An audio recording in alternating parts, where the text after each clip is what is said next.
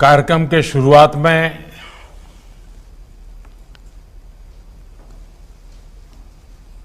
मुझे एक दुखद खबर आपके साथ साझा करना है। बिहार के दिग्गज नेता श्रीमान रघुवर प्रसाद सिंह वे अब हमारे बीच नहीं रहे हैं। मैं उनको नमन करता हूं। रघुवंश बाबू के जाने से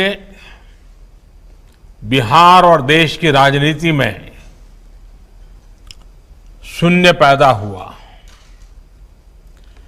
जमीन से जुड़ा व्यक्तित्व, गरीबी को समझने वाला व्यक्तित्व, पूरा जीवन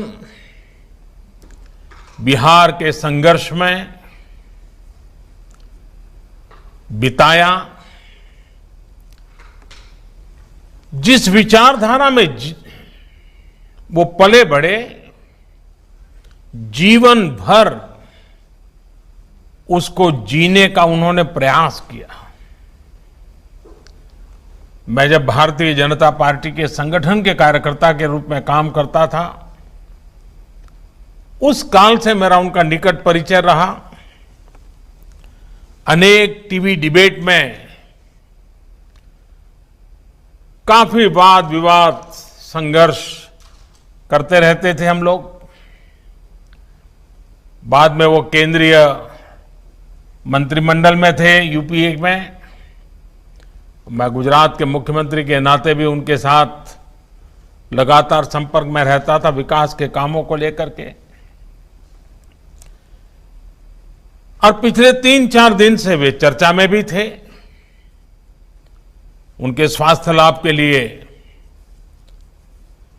मैं स्वयं भी चिंता करता था, लगातार जानकारियां लेता रहता था और मुझे लगता था कि बहुत ही जल्द ठीक होकर के वो वापस बिहार की सेवा में लग जाएंगे। लेकिन उनके भीतर एक मंथन भी चल रहा था। जिन आदर्शों को लेकर के चले थे, जिनके साथ चले थे,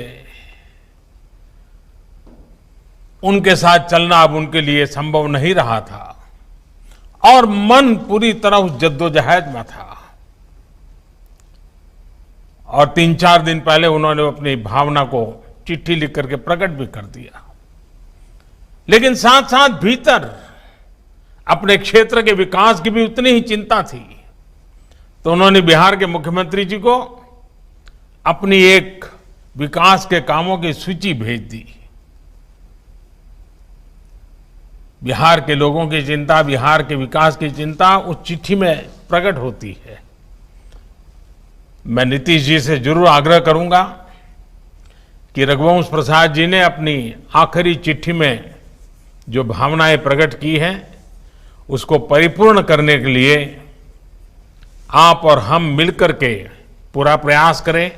क्योंकि पूरी तरह विकास की ही बातें उन्होंने लिखी थी, उसको जरूर करें।